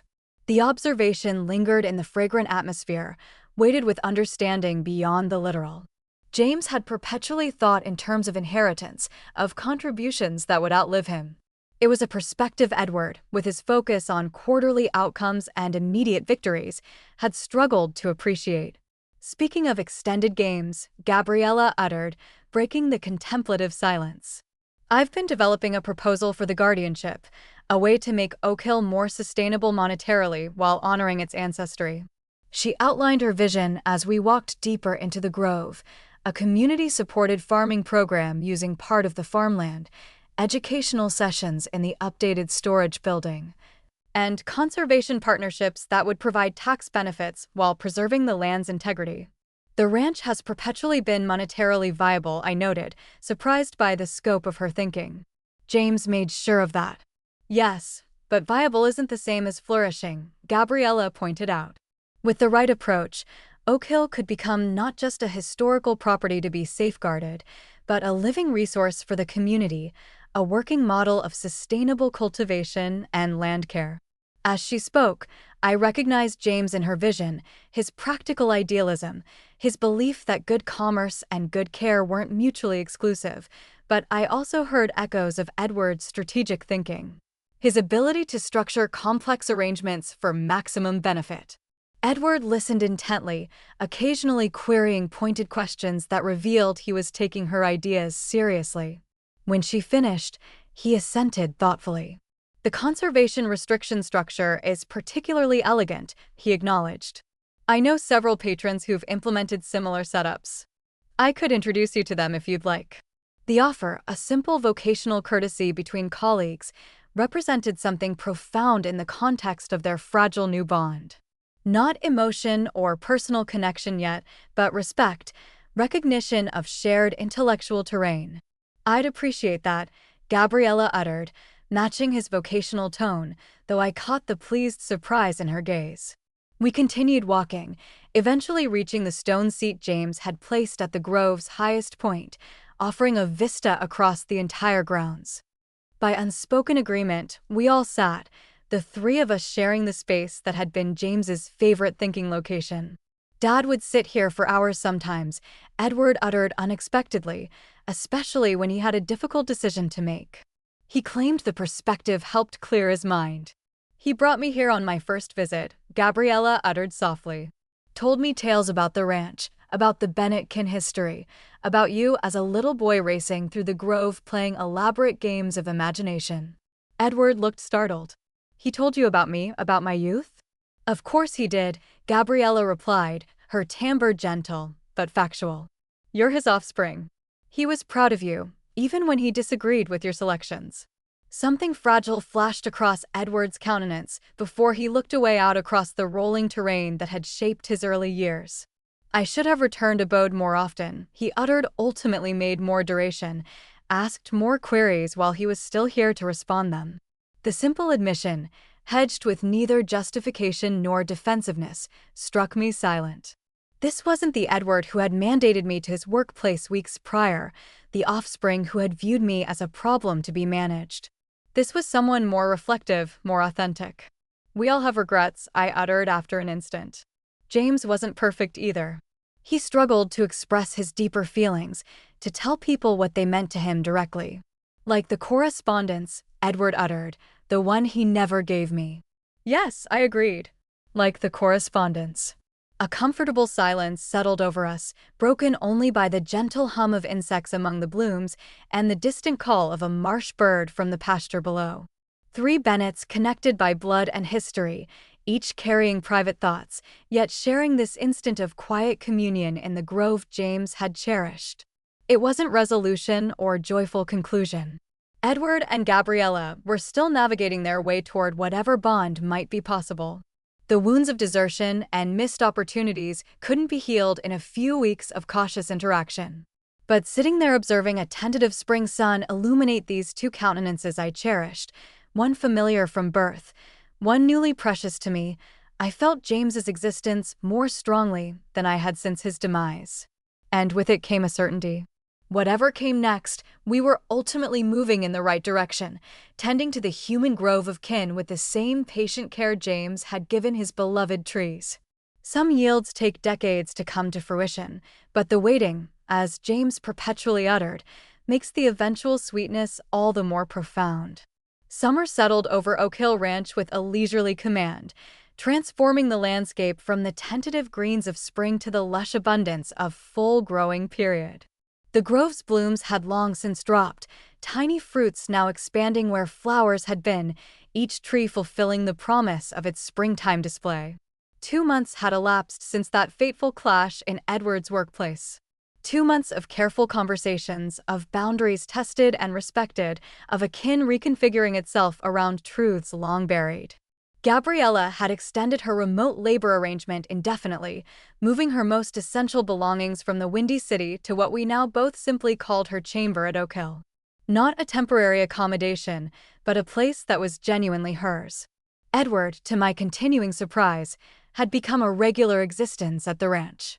His visit started as weekly midday meals with Gabriella, then expanded to include Sabbath suppers. Occasionally, he would arrive unannounced, portable computer in grasp, querying if he could labor from the veranda for the afternoon to escape the office cooling. Small steps, tentative reaches toward connection. Each one significant in the context of the distance that had grown between us over the decades. Today was special though, the first Bennett kin gathering since James's interment. Martin Crawford was coming for supper along with Vanessa and most significantly Edward and Vanessa's closest companions, Richard and Karen Maxwell, who had never been informed about Gabriella's existence. Tonight would mark Edward's public acknowledgement of his offspring. A statement that couldn't be undone. Gabriella and I spent the dawn cooking together, preparing James's favorite summer menu. Seasoned baked poultry, fresh tubers from our garden, and the season's initial maize. As I showed her how to make my parent-in-law's legendary soft buns, the easy rhythm of our movements around the culinary space struck me as miraculous. This bond that might never have existed had circumstances unfolded differently had become one of the most natural and nourishing connections in my existence. Are you anxious about tonight?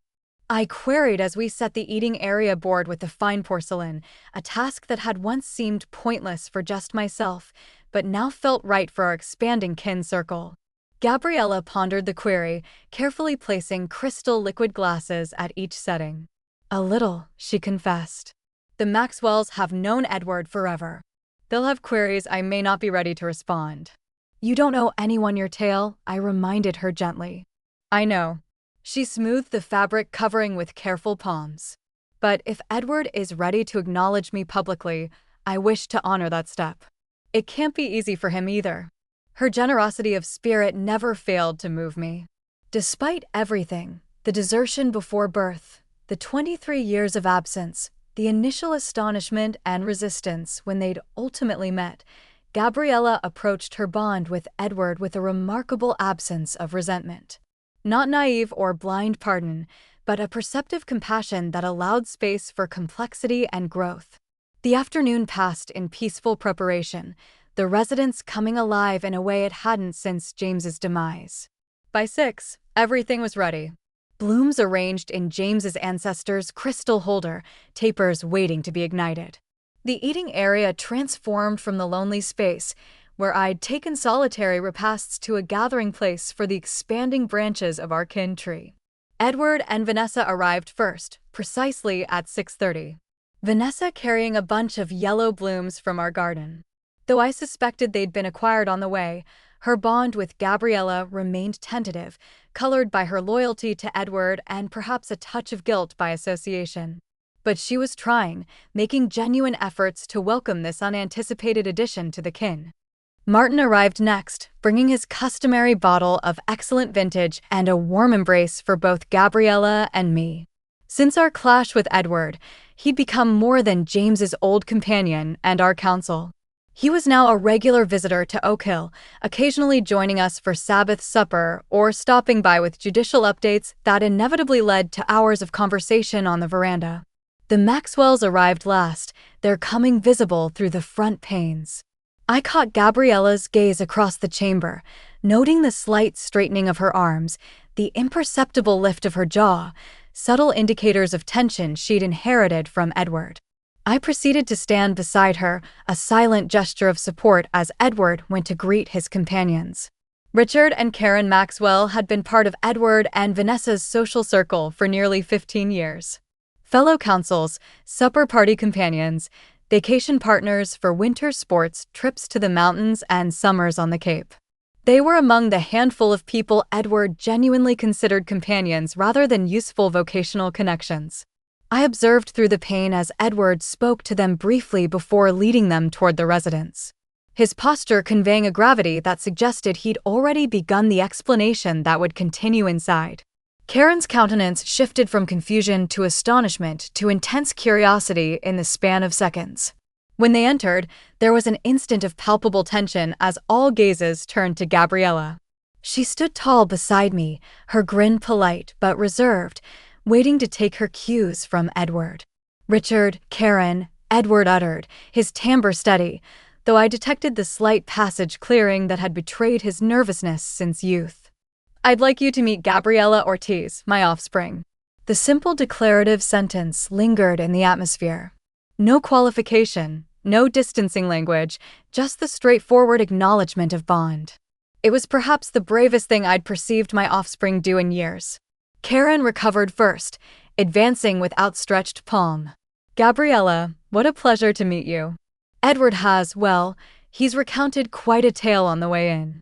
Only the commencement of it, Gabriella replied with a warm grin, accepting the handshake. "I'm still learning the middle parts myself." The initial awkwardness dissolved as we proceeded to the veranda for pre-supper drinks, conversation flowing more easily than I dared hope. Richard, after his initial astonishment, queried Gabriella thoughtful questions about her legal practice. Karen, a kin court arbiter, discovered common territory in their shared legal interests. By the time we gathered around the eating board, the atmosphere had transformed from cautious politeness to genuine engagement. As I served James's favorite summer repast, I found myself observing Edward, the offspring I'd sometimes felt I was losing to drive and distance. He sat between Vanessa and Gabriella, his attention moving between conversations, occasionally catching my gaze across the board with expressions I couldn't quite decipher. There was something different about him, a quality I couldn't immediately name, but that reminded me with an ache of recognition of James. The realization struck me midway through supper as Edward was describing Gabriella's proposals for Oak Hill's future to the Maxwells. It wasn't just physical similarity to his parent I was perceiving, but something deeper, a shift in perspective. Edward was speaking about inheritance, about sustainability, about preserving something valuable for future eras. He was thinking beyond immediate gain, beyond his own lifetime, like James had perpetually done. "Mom."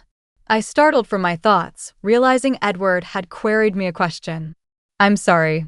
I was daydreaming." "What did you utter?" "I was telling Richard and Karen about the fruit varieties Dad preserved, the heirlooms that might have vanished otherwise. You know the names better than I do." The simple request to share knowledge to help tell the tale of James's work felt like a small miracle. Edward hadn't shown interest in his parents' agricultural passion since youth. As the evening progressed, I observed the subtle dance of new bonds forming. Richard drawing Gabriella into a discussion of foundational law. Karen and Vanessa discovering a shared interest in local learning initiatives. Martin entertaining Edward with tales of James's university adventures he'd never heard before. Kin forming itself anew, adapting to change the way living organisms always do when given sufficient space and nourishment. After dessert, as twilight settled over the ranch, Edward proposed showing the Maxwells the vista from the grove. As the group wandered down the familiar path, I lingered back, suddenly needing an instant alone with the emotions that had been building throughout the evening. "You all right, Grandma?" Gabriella had noticed my hesitation, returning to check on me. "More than all right," I assured her, linking my limb through hers, just absorbing it all. She followed my gaze to the retreating figures. Edward walking between Richard and Karen, gesturing toward the western pastures, Vanessa and Martin following behind. "It's strange, isn't it?" Gabriella uttered softly. "How quickly everything can alter. 3 months prior, I'd never been to this ranch. You and I had only met twice. Edward and I were strangers. Existence often alters in sudden bursts after long periods of seeming stability. I observed like the fruit trees, months of invisible development, then a week of explosive blooming. We positioned together in companionable silence, observing the others reach the crest of the Grove Hill as the first stars appeared in the deepening azure above. James would have adored this evening, I uttered ultimately. All of us together, you hear, as you always should have been. Gabriella's limb tightened around mine. I sense him sometimes, you know, especially in the Grove. Is that odd? When I only knew him for such a short duration. Not odd at all, I assured her, my passage tightening with emotion. Love doesn't always need duration to take root. Sometimes it's just recognition, one soul knowing another beyond all rational explanation. Like my love for this remarkable youthful lady who had entered my existence so unexpectedly, bringing renewal when I'd thought only of conclusions. Like the tentative new connection forming between parent and offspring despite decades of absence. Like the enduring existence of James in the terrain around us, in the kin gathering on the slope, in the continuing tale of Oak Hill Ranch, not conclusions, after all, just new sections unfolding in their own duration. Autumn arrived in the northern state with its usual spectacular drama. Leafy trees blazing scarlet and amber, shrubs burning deep crimson along the pathways. The quality of illumination shifting to that particular golden clarity that makes every vista seem like an artwork. At Oak Hill Ranch, the fruit harvest was in full operation, each type reaching maturity in its appointed duration, just as James had meticulously documented in the Grove journals he'd kept for decades. 6 months had elapsed since that fateful clash in Edward's workplace. 6 months of careful rebuilding, of boundaries tested and respected, of a kin finding its new shape around truths long buried. So much had altered that sometimes I woke disoriented, momentarily confused by the sounds of another individual moving about the residence, by the fundamental shift from solitude to connection. Today marked exactly 1 year since James's demise, a milestone I'd been approaching with a complex mix of dread and something like interest. How would sorrow feel after 12 full months of learning to exist without him? Would the anniversary bring fresh pain or a new kind of acceptance? I arose early, leaving Gabriella reposing in what was now unquestionably her chamber. No longer the visitor bedroom, but a space transformed by her volumes, her snapshots, the subtle shifts in decor that reflected her existence. Moving quietly through the culinary space, I prepared brew and slipped outside just as dawn was breaking over the Oriental hills. The turf was heavy with moisture as I made my way up to the Grove, following the path James and I had walked thousands of times together. The harvest team wouldn't arrive for several hours yet. Local institution students and retirees who assisted with the gathering each fall, many of whom had labored with James for years. Today, they would handle the red-striped trees, their crimson-marked fruits perfectly ripe and ready for exchange. At the crest of the hill, where James's remains had been dispersed, I stopped, observing the sun crest the distant peaks, sending long amber rays across the valley below. The beauty was almost painful in its intensity, the kind of instant James would have savored in appreciative silence before uttering something simple that somehow captured its essence perfectly. I thought I might locate you here. I turned to find Edward making his way up the path, 2 steaming portable cups in his grasp. He'd driven up from Burlington, over 60 minutes away, to be here at dawn on this particular dawn. I brought reinforcements, he uttered, offering me one of the cups. Still unadorned, one sweetening. You recalled, I uttered, touched by this small detail he'd retained from youth breakfast boards. Some things endure. He came to position beside me, looking out over the grove where crimson fruits weighted the branches, waiting for the day's yield. Hard to believe it's been a year. Yes and no, I responded. Some days it feels like yesterday, others like another lifetime entirely. We positioned in companionable silence, sipping our brew as the world brightened around us.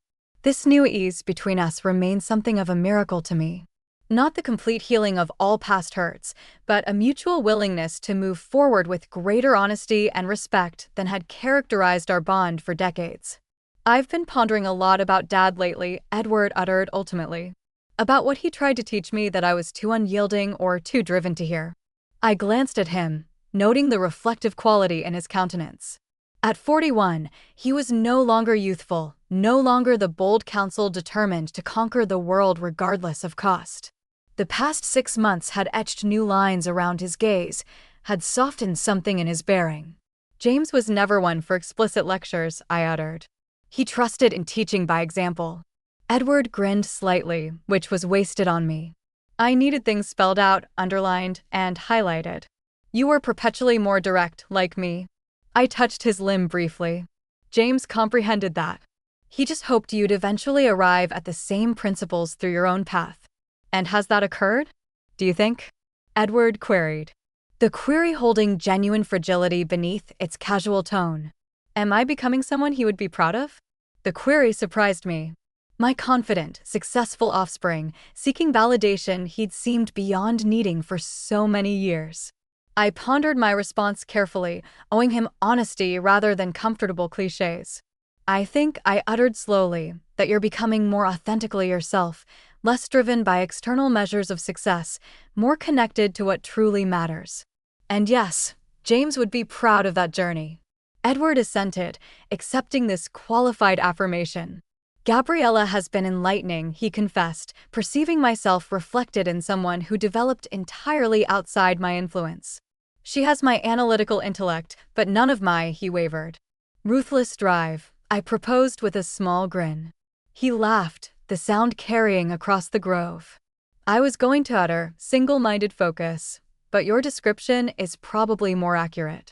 Birds called from the surrounding trees as the illumination strengthened. The day asserting itself fully now. Below us, the first vehicles were arriving. The harvest team beginning another day of the ancient agricultural rhythm that had sustained Oak Hill for eras. I should go assist them get arranged, I uttered, finishing the last of my brew. Actually, Edward uttered, that's why I came so early. I took the day off. Thought I might assist with the harvest if that's all right. I stared at him momentarily speechless. Edward hadn't participated in the fruit harvest since secondary school, when James had still required his reluctant assistance on weekends. The corporate counsel in his carefully tailored ensembles seemed worlds removed from the physical labor of gathering fruit. Of course, it's all right, I managed. But your attire. I brought work attire in the vehicle, he uttered, gesturing back toward the residence. Denim, old footwear. Unless you think I'd just be in the way. Never in the way, I assured him, touched beyond measure by this unanticipated gesture.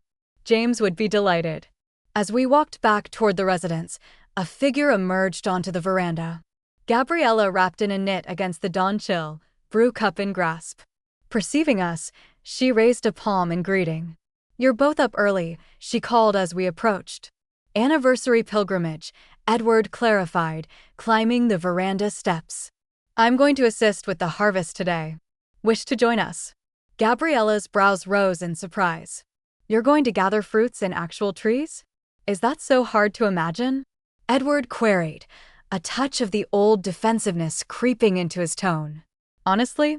Yes, she replied with the direct honesty that characterized their still-evolving bond. But I'd love to perceive it. Count me in. 60 minutes later, the three of us joined the harvest team in the red striped section, each assigned a tree and equipped with gathering sacks and steps. I observed discreetly as Gabriella demonstrated to Edward the proper gathering technique, a twist upward rather than a pull, preserving the fruit base for next year's crop. She'd learned from me earlier in the period, absorbing the grove's rhythms and requirements with the same thoughtful attention she brought to everything. You're a natural, I informed her as we labored side by side, the autumn sun warming our arms. Apparently, fruit appreciation is genetic, she responded with a grin, along with unyieldingness and analytical thinking. By midday, the three of us had established a comfortable rhythm, moving from tree to tree, our conversation flowing easily between practical matters and deeper reflections. Edward shared tales of assisting James as a boy, memories surfacing that he'd seemingly forgotten for decades. Gabriella spoke of her mother's small potted garden in their urban dwelling, how Maria had instilled in her a reverence for growing things despite their limited space. When the midday break came, we gathered with the rest of the team under the massive oak at the grove's edge, sharing the simple repast I'd prepared early that dawn. Wrapped foods, James's favorite tuber salad, and, of course, fruit pie made from the first northern spies of the period. "This was Dad's favorite day of the year," Edward remarked, leaning back against the oak's massive trunk. Red striped harvest. He claimed they were the perfect balance of sweet and sharp, just like existence itself. "He used that metaphor with me, too," Gabriella uttered, surprise evident in her timbre during one of our first conversations. He uttered, "The best fruits, like the best individuals, have complexity, sweetness balanced with something sharper and more interesting." The shared memory lingered in the atmosphere between them, parent and offspring, each holding a piece of James that the other hadn't known, each enriching the other's understanding through their separate connections to him. As the afternoon harvest continued, Martin Crawford arrived, followed by Vanessa, who had driven up separately after a dawn appointment. They joined us briefly among the trees, Martin gamely gathering a few fruits before declaring himself more suited to paperwork than cultivation. Vanessa taking snapshots of the three of us laboring together. By sunset, the red-striped harvest was complete, the fruits of our labor carefully stored in wooden containers, ready for exchange. We gathered once more on the hilltop where we'd begun the day, observing as the western sky painted itself in spectacular oranges and pinks. Despite the physical fatigue of unaccustomed labor, there was a palpable sense of satisfaction among us, the deep contentment that comes from meaningful work shared. "Thank you, Edward," uttered unexpectedly, his gaze fixed on the sunset. "Both of you for today, for everything really." The simple acknowledgement, free from qualification or deflection, lingered in the autumn atmosphere. Gabriella reached out, taking his palm in a gesture that would have been unimaginable 6 months earlier. "We're kin," she uttered simply. Complicated, imperfect, still figuring it out, but kin nonetheless. I positioned slightly apart, observing them silhouetted against the blazing sky. Parent and offspring, connected by blood and choice, by shared features and separate journeys that had ultimately converged. The sight filled me with a profound gratitude that transcended the day's inevitable undercurrent of sorrow. James hadn't survived to perceive this instant, this healing he had hoped to facilitate.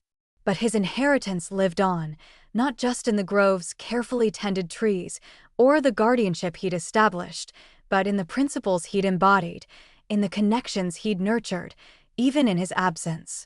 As darkness settled over Oak Hill Ranch, we made our way back to the residence together. 3 eras of Bennett bound by affection, by loss, and ultimately by choice. The veranda lights welcomed us abode, amber against the gathering night. Inside, warmth and sustenance awaited. Tomorrow would bring its own challenges and joys, its own opportunities to choose connection over convenience, understanding over advantage. James had perpetually uttered that the true measure of a grove wasn't a single period's yield, but its ability to produce fruit year after year, nourishing eras beyond those who had planted the first trees. Standing on the veranda between Edward and Gabriella, observing stars appear in the velvet darkness above our kin's terrain, I comprehended at last what he had meant. Some legacies can't be measured in acreage or resources. The most valuable inheritances are the ones that continue growing long after we're gone. In the hearts and selections of those we've cherished. In the connections that endure and evolve. In the sagacity passed from one era to the next like a precious relic gaining value with each careful transfer. "Are you coming inside, Mom?" Edward queried, holding the entrance. "Yes," I uttered, turning toward the illumination, toward kin, toward all that remained to be discovered. "I'm coming. Thank you very much for observing. Share with those who also enjoy tales. Tell me in the comments if you enjoyed my tale.